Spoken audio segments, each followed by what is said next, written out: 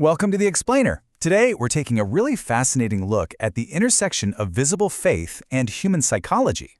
We're going to explore exactly how our brains perceive religious clothing, how society reacts to it, and maybe most importantly, how we can critically analyze our own snap judgments. It's a deeply relevant topic, It touches on identity, on the law, and really on how we share our public spaces. Okay, let's dive into this.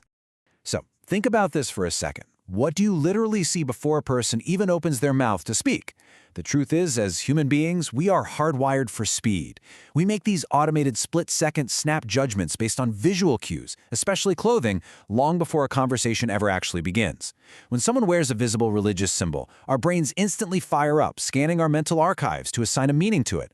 And the kicker, that often leads to immediate, and sometimes entirely incorrect, assumptions about who that person actually is. And that brings us to the core paradox of our explainer today. On one hand, we have external attribution. These are the assumptions outsiders project onto an item of clothing. People might see a certain garment and just instantly label the wearer as strict, maybe oppressed, foreign, or even dangerous. But then conversely, we have this self-description.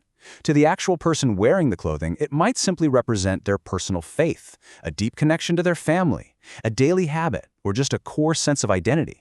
So there's this massive, highly consequential gap between what the world projects onto a piece of clothing and what the wearer actually intends. To truly deconstruct these visual prejudices, here is our mental roadmap for today. First, we'll look at signs and quick judgments. 2, we'll explore symbols, projections, and stereotypes. 3, we'll navigate conflict zones like school and work. 4, we'll analyze media images and gender roles. And finally, number 5, we'll talk about observing instead of just judging quickly. All right, let's jump straight into Section 1, Signs and Quick Judgments, the foundation of visual interpretation. The absolute foundational concept we have to grasp here is ambiguity. Now, in this context, ambiguity means that a single visible sign can have entirely different meanings depending on the individual person and their specific environment. Basically, a headscarf, a kippah, a cross necklace, or a turban is literally never just one thing. It's deeply ambiguous. For one person, it represents this profoundly personal spiritual choice. For another, it might just be a cultural habit. For a third person, it could be tied to familial expectations. The point is, we absolutely cannot deduce the exact motivation simply by looking at the outer garment. Moving right along to Section 2, Symbols, Projections, and Stereotypes, or essentially how our minds trap us. Now, what's really interesting about this slide is how our minds deceive us through 3 primary mechanisms. First up is reduction. This is when we take an entire complex human being and reduce them down to just one single sign. Second is majority blindness. And this one is fascinating. Signs worn by the majority often seem practically invisible or just normal to us, right? Like a delicate cross necklace. Meanwhile, minority symbols immediately stand out and draw heavy scrutiny. The third mechanism is politicization. This happens when clothing is used as a proxy for massive societal conflicts. For instance, a turban worn by a Sikh man might be falsely linked to terrorism because of global security anxieties, or a Jewish person wearing a kippah might be wrongly blamed for the political actions of a foreign government. The clothing essentially becomes a blank canvas for society's political fears. And, these mental traps have very real-world consequences. To put it in perspective, look at the sobering 2024 report from the EU Fundamental Rights Agency. The data shows that visible religious clothing objectively increases a person's risk of facing public harassment and discrimination. When people wear their faith visibly, especially folks in minority groups, they frequently experience suspicious looks on public transport, social exclusion, or even downright verbal abuse. That visual symbol effectively turns them into a target for the exact stereotypes we were just talking about.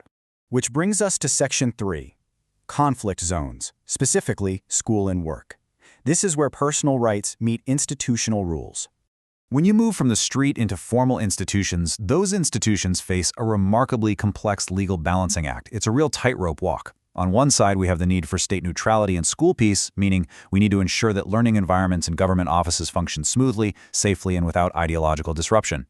But then on the other side, we have fundamental rights like religious freedom and anti-discrimination, which protect an individual's basic right to freely practice their faith without being penalized for it.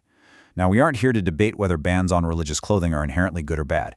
Rather, it's absolutely crucial to understand that lawmakers and organizations are constantly actively weighing these deeply competing interests. So how does this actually play out legally? Well, consider a pivotal 2015 ruling from the German Federal Constitutional Court. Germany's highest court determined that a general, sweeping headscarf ban for teachers at state schools is actually unconstitutional. They ruled that in order to limit someone's religious freedom, there has to be a specific, concrete threat to school peace or state neutrality. It can't just be an abstract or vague fear that a conflict might happen. There needs to be a real, proven danger. Let's move to and see how this builds when we shift gears into the private sector. The legal landscape really shifts here. The European Court of Justice does allow private businesses to have workplace neutrality rules that ban visible religious, political, or philosophical signs. But, and this is a big but, the catch is that these rules must be applied generally, coherently, and proportionately across the entire company. Meaning, a business can't just cherry-pick and ban one specific religious symbol. The rule has to apply to everyone equally across the board. It really shows how shifting from a state school context to a private business context changes the legal outcome significantly. All right, Section 4, Media Images and Gender Roles, the Amplification of Bias. A major concept we have to unpack in this space is paternalism. Paternalism basically occurs when society decides to dictate what is best for a person completely without taking their own voice and autonomy seriously. For instance, making a blanket claim that all women who wear headscarves are oppressed and therefore they need to be saved. This creates a really frustrating paradox. Because sometimes society tries to protect women from perceived religious pressure by creating clothing bans. But what happens? Those very bans end up excluding those same women from entering the workforce or from receiving an education. We literally end up restricting their autonomy in the name of saving it. And of course, the media heavily amplifies this entire dynamic. Just think about how the media frames this stuff. Digital platforms and algorithms are literally built to reward extremes. So, under conflict selection, we see religious clothing framed almost entirely around protests, court cases, or extremism. But what gets completely erased from the picture is invisible normality. The everyday reality of millions of people simply going to work, attending school, and living perfectly peaceful lives while wearing religious clothing. Well, that rarely makes the evening news, does it? Because we only ever see the conflict, our brains get trained to associate the clothing solely with cultural tension. Which leads us to our final part, Section 5, Observing instead of judging quickly. The power of cognitive slowdown. So, the crucial point is how we actually put this into practice in our daily lives. If we want to interrupt our own automatic judgments, there's a practical 4-step process called cognitive slowdown. Step 1 is simply to observe. Just acknowledge what you see without immediately slapping a label on it. Step 2 is to ask. Ask yourself, what might be the actual context or motivation here? Step 3 is to categorize. Recognize whether your thought is an objective description, just a guess, or actually a prejudice.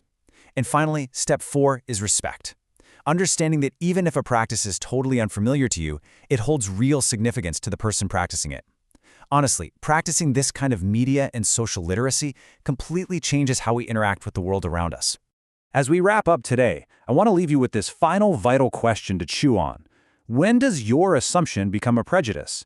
The next time you step outside, maybe get on a train or just walk into a local coffee shop, take notice of the quick judgments your brain tries to make about the people around you based solely on what they are wearing. Challenge yourself to hit the pause button on those assumptions. Thank you so much for joining me for this explainer, and remember, keep questioning what you see.